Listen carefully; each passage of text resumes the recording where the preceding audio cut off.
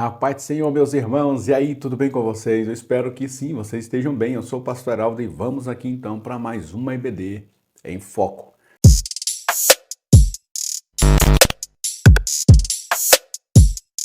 Pois bem, meus queridos e amados irmãos, lição de número 4, nós vamos falar um pouquinho sobre o tema essência ou aparência. Está baseado aqui na parábola do joio e do trigo, bem conhecido, texto de referência, Mateus 3, 24 ao 30, e diz assim, eu já faço alguns destaques aqui nessa leitura.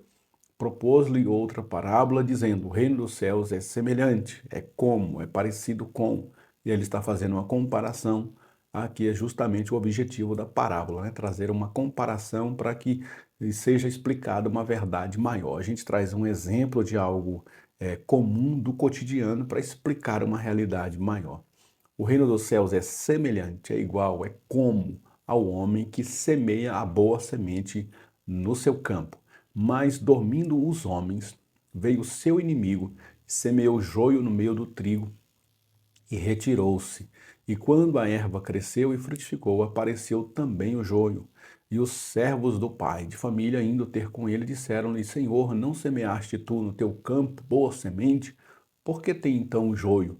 E ele lhe disse, o inimigo é quem fez isso. Os seus servos lhe disseram, queres, pois, que vamos arrancá-lo? E ele, porém, lhes disse, não, para que, ao colher o joio, não arranqueis também o trigo com ele. Deixai crescer ambos juntos até a ceifa, e por ocasião da ceifa direi aos ceifeiros, colhei primeiro o joio, e atai-o em molhos para o queimar, mas o trigo ajuntai-o no meu celeiro. E aí nós temos aqui na introdução que diz a parábola do trigo e do joio foi pronunciada para explicar o mal, o porquê Deus o permite, mas também o dia em que ele trará justiça a todos que praticam a iniquidade. Um tópico de número primeiro de cenas da vida campesina ou do campo, né? Campestre, rural. Mais uma vez, Jesus faz a comparação do reino de Deus com a vida do campo, em especial com a semeadura. No caso da parábola do trigo e do joio, podemos observar a presença de uma plantação de trigo na qual o inimigo planta a erva má, a saber, o joio. E para você que nunca viu a diferença em loco da diferença entre o joio e o trigo, que é muito sensível, né? Praticamente a olho nu a gente não consegue distinguir. Eu vou deixar aqui na descrição desse vídeo o link de um vídeo que, para mim, é o que mais foi assim explicativo. Ele explica na prática a diferença, né? Pegando aqui o trigo, pegando aqui o joio e falando, explicando ali exatamente. Um vídeo rápido, de 1 minuto no máximo, mas que explica exatamente qual é a diferença entre o joio e o trigo. Vai estar aqui na descrição desse vídeo o link, aí você vai lá e acompanha esse vídeo rápido. Se você puder levar para os alunos também verem esse vídeo, seria importantíssimo. Nunca mais você vai esquecer essa diferença. 1.1 A boa semente. Jesus afirma que o proprietário das terras plantou em seu campo a boa semente de trigo. Posteriormente, ele explica o significado da parábola, afirmando que o proprietário é o próprio Cristo, é o próprio Deus, é o dono de tudo, e ele vai plantar e ele é o dono de todas as terras. As sementes boas de trigo pertencem ao reino de Deus. Então ele vai plantar uma semente boa que pertence ao reino de Deus para frutificar dentro do reino de Deus e dar frutos no reino de Deus.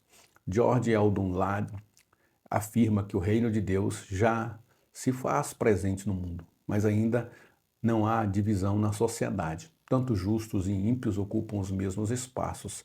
Devemos, portanto, conviver nesta era coexistindo com os ímpios numa sociedade mista. Apesar de juntos, o justo permanece íntegro, santo e separado espiritualmente dos valores e dos anseios do mundo. Para a gente entender o que é o reino de Deus, há muito tempo eu ouvi uma explicação que faz todo sentido. Vamos supor, eu estou dentro aqui de um quarto, é o meu quarto. E dentro desse quarto, quando eu estou só, aqui a representação do reino de Deus é máxima. Então o reino de Deus aqui domina esse quarto, porque eu estou só.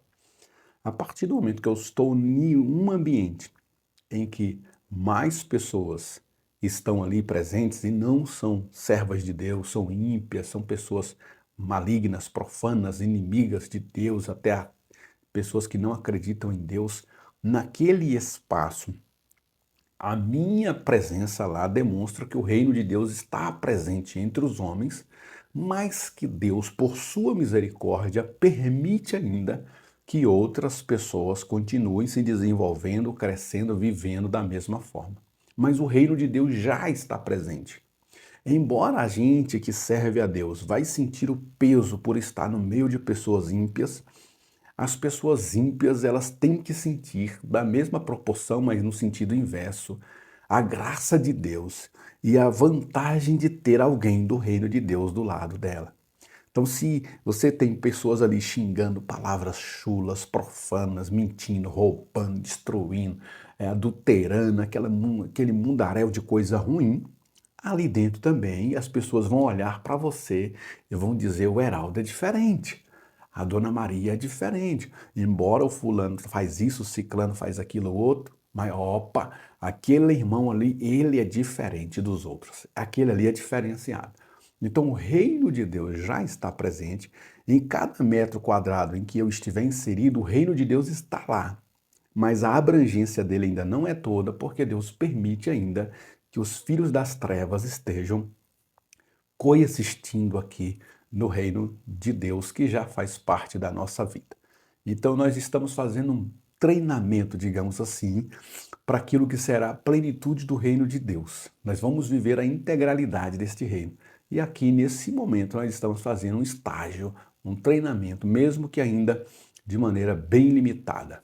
1.2, o joio. Sobre o joio, Jesus afirma que ele foi plantado pelo inimigo enquanto estava dormindo. Greg Skinner ressalta que na antiguidade era comum existir disputa de terras por parte dos grandes latifundiários. A lei romana proibia a prática de plantar ervas venenosas no campo de outro. Então eles estão falando aqui de um costume que era normal. Você pega uma plantação de um inimigo, que se meu inimigo declarado, eu vou lá e planto ervas daninhas, ervas que vão prejudicar aquela plantação. Isso era comum acontecer naquela época. E aí diz assim, ó, todavia existe uma erva venenosa, tipo azevém, conhecido como joio. Ele é, no começo, muito parecido com o trigo, no entanto, cresce de forma larga em relação ao trigo. O joio é o resultado da obra do inimigo. Logo, o proprietário não tem culpa alguma pela sua presença. Devemos nos ater que o joio não representa somente o crente carnal, mas sim todos os que praticam a iniquidade, que são sementes do maligno.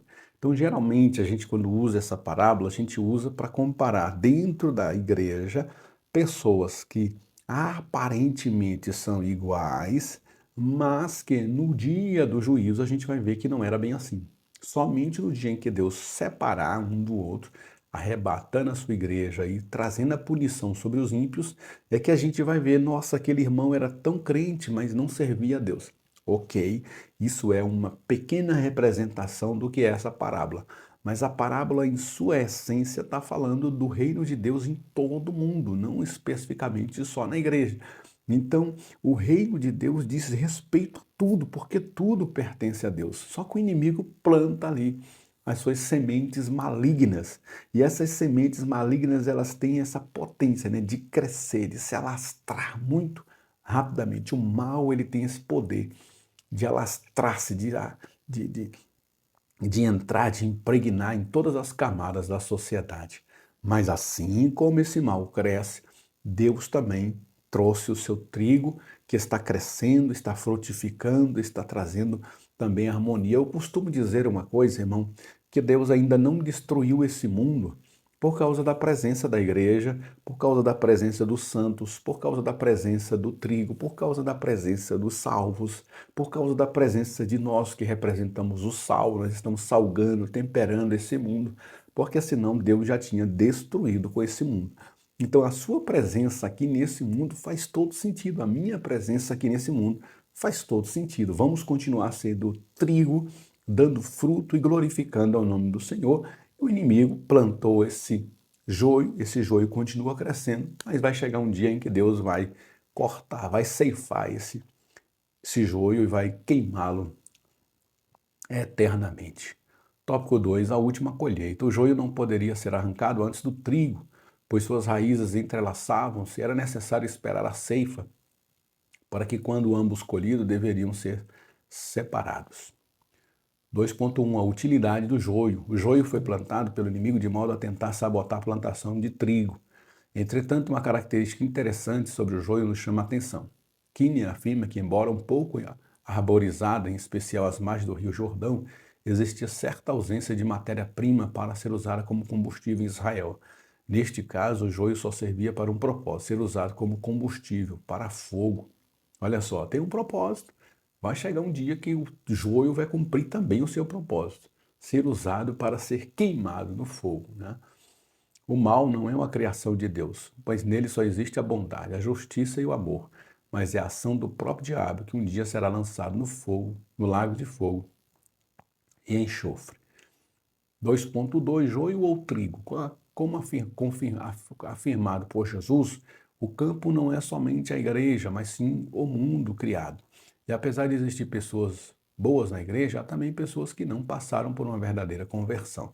O reino de Deus se estende além das paredes da igreja, do denominacionalismo, pois é uma grandeza real de ação direta de Deus na história da humanidade iniciada por Jesus. Desta forma, não há outra escolha. Ou somos o trigo plantado pelo Senhor ou o joio plantado pelo inimigo. Aquele que foi plantado pelo Senhor age como tal, através de uma vida transformada, pautada pela palavra de Deus, enquanto que o joio só age em benefício próprio, evidenciando valores opostos ao reino de Deus. Nesse vídeo que eu coloquei aqui, a essência básica entre um e outro, visualmente você bate o olho, você não vê diferença entre o joio e o trigo. Mas lá no vídeo, o rapaz vai fazer a colheita, né? Ele colhe aquela planta ali e o joio, ele dá uma esmagada no joio e depois você percebe que só tinha palha, não tem frutos. E ele pega o trigo, faz o mesmo processo, esmaga o trigo e quando ele tira as palhas, você é apresentado ali uma quantidade significativa de frutos. Então, qual é o nosso papel como o trigo do Senhor? Darmos frutos e glorificar ao nome do Senhor. Qual é o papel do joio? Só trazer enganação, ilusão. O joio só está aí para isso, para atrapalhar o crescimento do servo de Deus, para atrapalhar o crescimento do reino de Deus.